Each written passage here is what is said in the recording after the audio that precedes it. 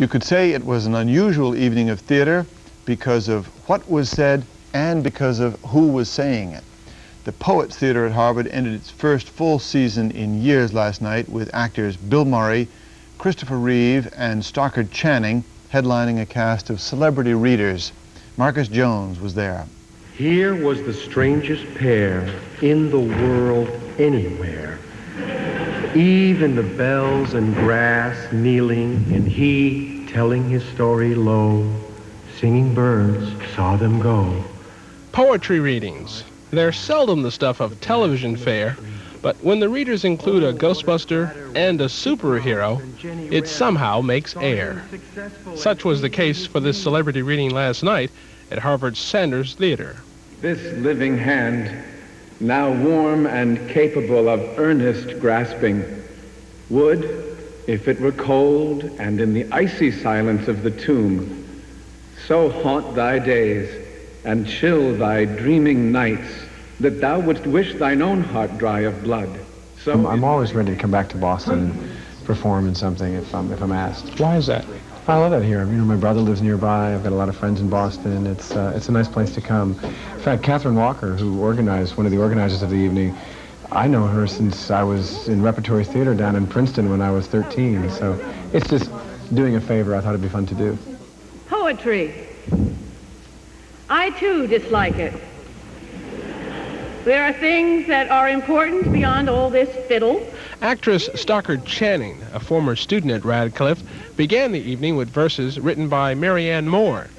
All of the poems read by the celebrity guests were selected by Harvard Professor William Alfred, to whom the evening was dedicated. But Alfred didn't spend the evening stargazing, as did others in the audience. He was a full participant in the performance.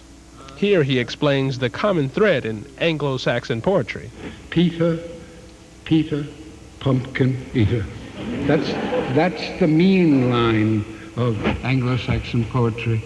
And the Chinese believe that that beat, which is trochaic, is the beat of a young man. Stressed, stressed.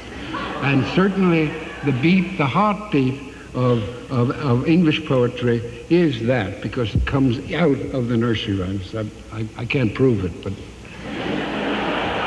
Ultimately, the words were the real stars of this show, from Yeats to Shakespeare to Oliver Goldsmith.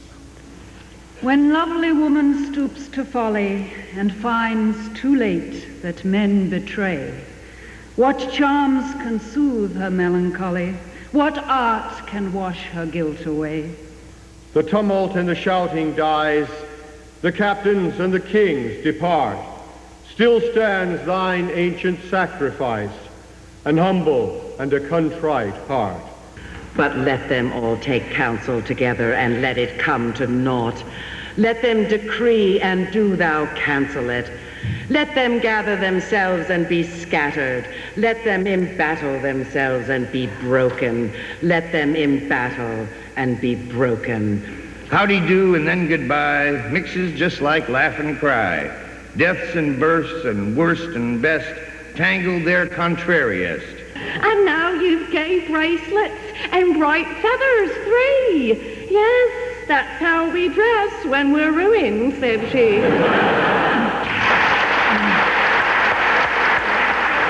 For the 10 o'clock news, I'm Marcus Jones. That's our poetry and that's our news. I'm Christopher Lydon. And I'm Carmen Field. Good night.